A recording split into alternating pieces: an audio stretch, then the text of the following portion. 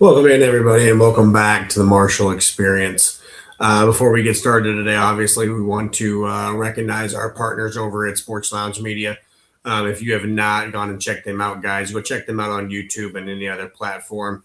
A couple of different shows, the Sports Lounge Media Grand Slam, down South Philly, really anything and everything that you guys can find.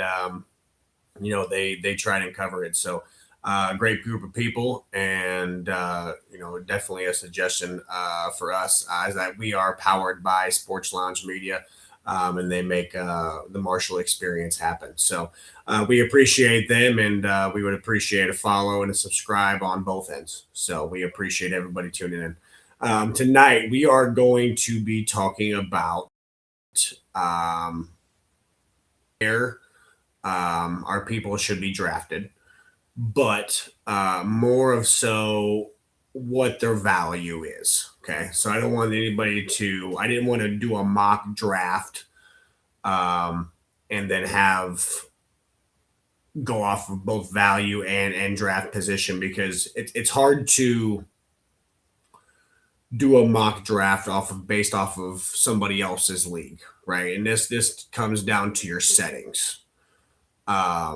When in now this app is Sleeper. Not everybody uses Sleeper. Some people use Yahoo. Some people use ESPN. There's still a couple other real fantasy good apps out there, but this one is Sleeper. And today, again, we're just going to look at the value because when you get down to the settings of it, it's down to what your points are, what the settings are for points for touchdowns, points for catches, how many points per yard. It really breaks down. ESPN is more of a standard league. Um, Tight end premium. There's so many things that can transpire into the scoring settings in your guys' leagues. But for the standard leagues, this one is standard. But again, I just didn't want to, and we will. I just didn't want to create a confuncle in the system, right? We just want to start simple. We're going to build up into this. We still have rookie camps to fight through. We're going to have position battles, right? Jadarian Price. What does Jadarian Price do? In my personal opinion, should Zach Charbonnet get the shot? Absolutely. Now, is that absolutely the case? We obviously saw Seattle work last year in a two back system, so I don't think that's necessarily going anywhere. So I think Price gets the load. But again, is he running back one? And that's kind of what we'll kind of look at this today and kind of see where our thought process is. And then we hope that you guys join in on the comments on YouTube and TikTok and let us know what your guys' thought process is as well. So we'll jump right into this here, guys. Let's get the screen up here. Boom. So for Mendoza, is Mendoza the first overall pick? Again, depends on your team needs. The scoring system, is it a quarterback friendly league? Is it a two quarterback friendly or two quarterback league? A lot of different questions there. I think he should be at least a top three pick in any league. Again, guys, this guy was drafted number one overall. I do understand that Kirk Cousins is there. If you understand the way that Kirk Cousins' contract works, right, he's only probably going to be there 1 year. This is a bridge quarterbacks type situation, a mentor type situation, because the next 2 years, right, it was a 3 year contract with two options. Those two options are at $80 million a year. That's not going to happen.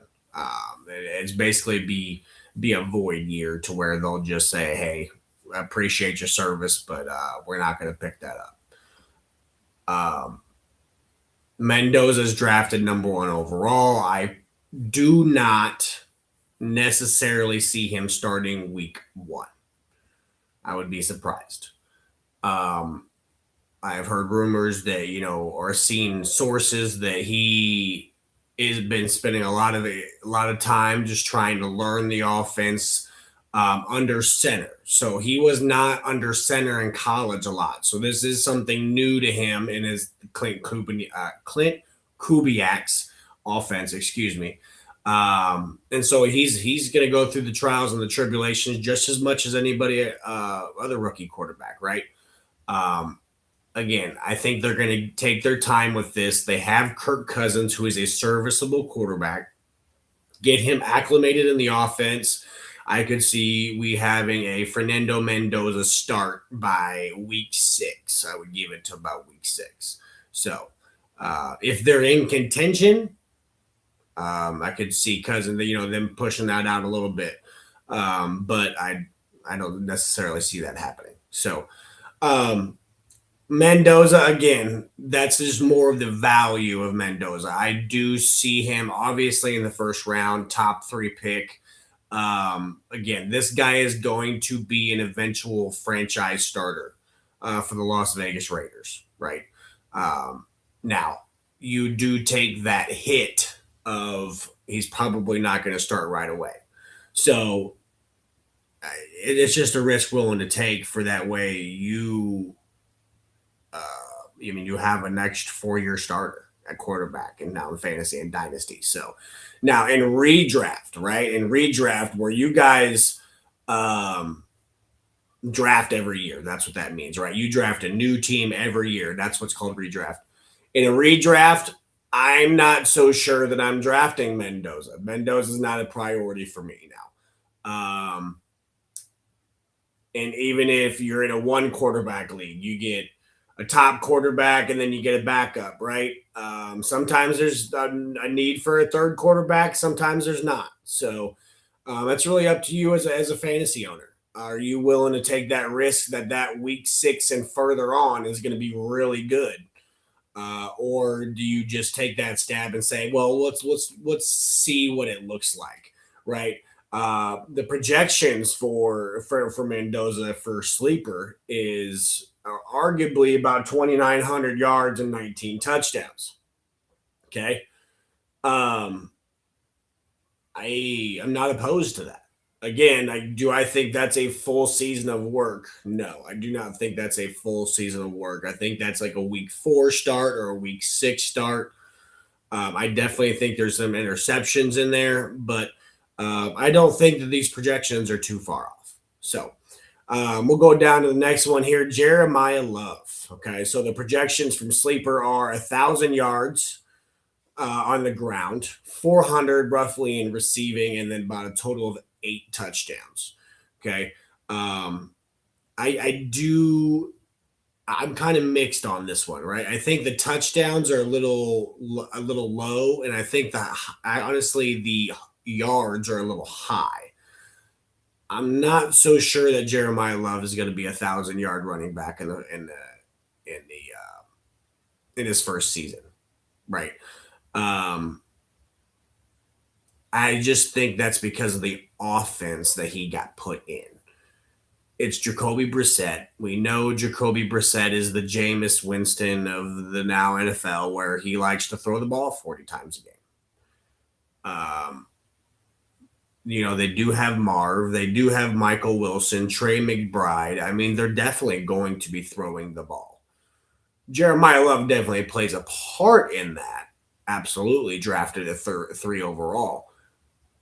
But I don't feel 1,000 yard season is looming. Maybe year 2 if they get maybe a pick at like Dante Moore, or you know what I mean, one of these quarterbacks coming in next year. Now they do have Carson Beck. We'll touch on him a little bit later in another episode. But Carson Beck, right? Does that project work out? If it does, shoot, that's a heck of a steal that you got there in this year's draft. Um, you know, I'm not necessarily a fan of the Carson Beck. I feel like it's a lot of they keep seeming to put themselves in situations in the quarterback room that aren't favorable to their organization. Um, I think if Love goes to the Titans, I think if Love goes to New Orleans, if he falls somehow there, or Washington, I think 1,000 yard season is fairly doable, right? Cam Ward, you got um, you would have had Calvin, obviously not Carnell Tate, but you would have had Calvin Ridley, Cam Ward, Jeremiah Love, Chig. You have a decent offensive line. Not great, but decent. He's the focal point of that offense in Arizona. Can we say that? Trey McBride probably put Trey McBride and Marvin Harrison at least above Jeremiah Love. So maybe he's a third option. Is he going to get the bulk of the carries? Absolutely. Right. I think James Conner, they're kind of preparing for him to be done in Arizona. Trey Benson situation really never worked out. I think it was a bold move for them to go Jeremiah Love without working on that defense, but we'll see how it pans out. I think he, again, is not the number one option in Arizona. And I think 1,000 yards is tough, but I do believe that those touchdown numbers are a little low. So for me, I also think that this is let's say, top 5 pick. A lot of people were arguing before the draft that he should be number 1. I do not believe so. Okay, we'll get into who should be number 1 a little bit later. Actually, is coming up here pretty quickly. But I think he's a top 5 pick. I think the workload is there. I think it's a couple years away from being a possible premier fantasy player. I hate where he got drafted. I hate to say that. I really do. Even with like a Kyler Murray, I just can't. I miss like the Carson Palmer of quarterbacks that Arizona had. Like they used to be big in size, and then they just kind of went away from that. So again, top 5 pick. I think the workload is there. I just think the numbers are kind of off with highs and lows. So next pick, Carnell Tate went to Tennessee with the 4th overall pick. I didn't hate this pick. I really didn't. I think that, if Jeremiah Love falls to them, I think that it's a definite option for them, right? I think that was probably the number 1 player on their board. Carnell Tate could have been number 2. So, they got him at about 880, we'll call it 905 touchdowns. It'd be interesting to see if he's a little bit of a return specialist for Tennessee, what that kind of looks like.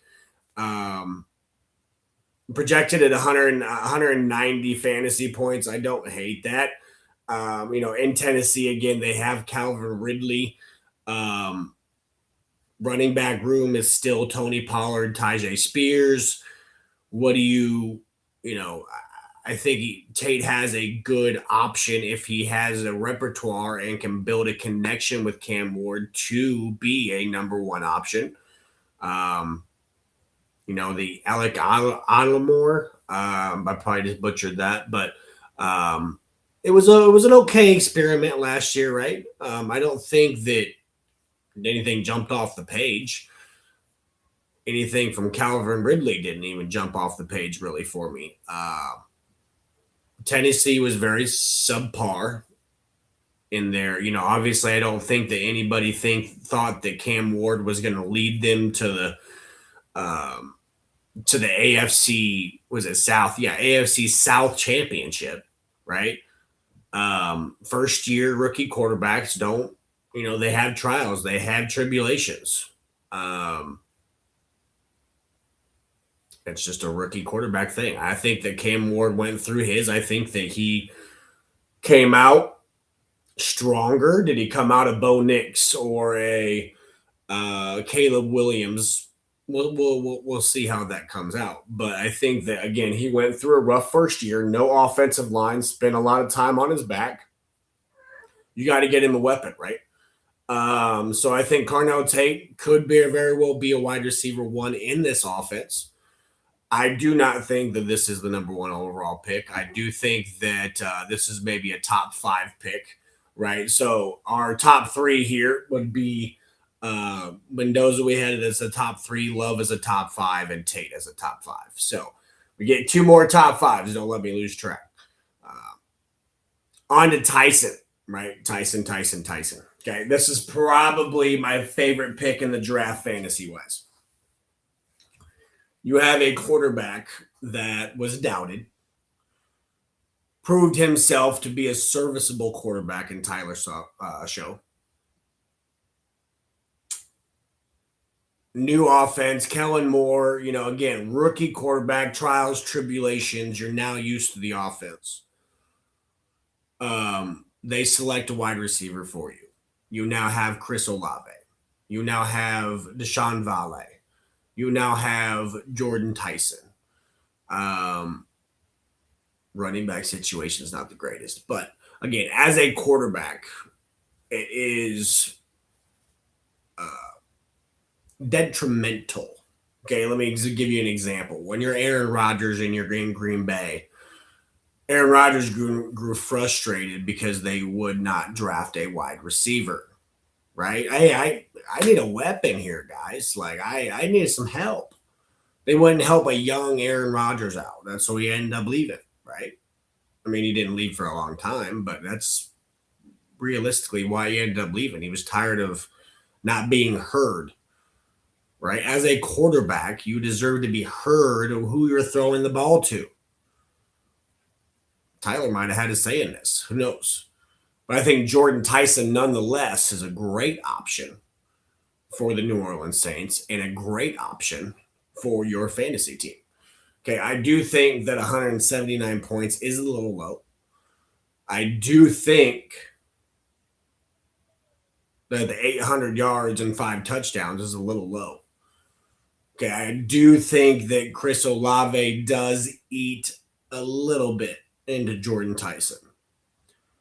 But dare I say, I think that Jordan Tyson has a better opportunity at being the wide receiver one of this draft more than Carnell Tate. Chris Olave hasn't been the healthiest. Concussion issues with this injury. I'm sorry, but if Chris Olave goes down again, Jordan Tyson's stock skyrockets. It's a trade. You have to think about these things when you draft these rookies is where on the depth chart are they already are, right? What are they bringing to the team? What are they bringing to their quarterback? I think that Jordan Tyson would be arguably my number one overall pick. If I have a 2 quarterback or a super flex, Fernando Mendoza does make more sense in that fact. Now, if it's a 1 quarterback league or a redraft, I'm not making Mendoza a priority outside of the top 3 or inside the top 3. Sorry.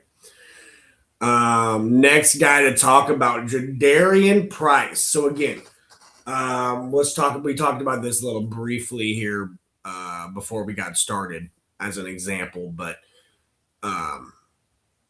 drafted to Seattle, right? Kenneth Walker leaves, goes to Kansas City. God, that's going to be nasty. Leaves the Super Bowl champs, Super Bowl MVP, gets to pick where he wants to go, right? That's a big hole to fill, big shoe to fill. Obviously, Seattle is no stranger to the 2-back system. So Jadarian Price joins Zach Charbonnet in that room. In my personal opinion, so to be Zach Charbonnet's job, I think he's earned it. They were relied on him quite a bit on that goal line situations last year. But in that fact, maybe that's where he stays. Maybe they look at Jadarian Price and he's the Kenneth Walker replacement, right? Sounds like from their projection, just more of a runner. Only 19 catches on the season for 138 and a touchdown. Again, this is one of those ones to where I have to see the running back battle. I have to see the depth chart to what, and maybe even a game or two in the preseason to really see how they are going to use these people. These are the risks that you take drafting early. You're drafting off of sheer talent. You're drafting off of sheer depth chart um, guesses, suggestions. When in fact, Jadarian Price could come in now as a running back two, and at the end of training camp, at the end of preseason, could be the running back one. Now, if you get Jadarian Price at, say, the end of the first for that price, and he ends up being a starting running back, that's an absolute steal. But if you knew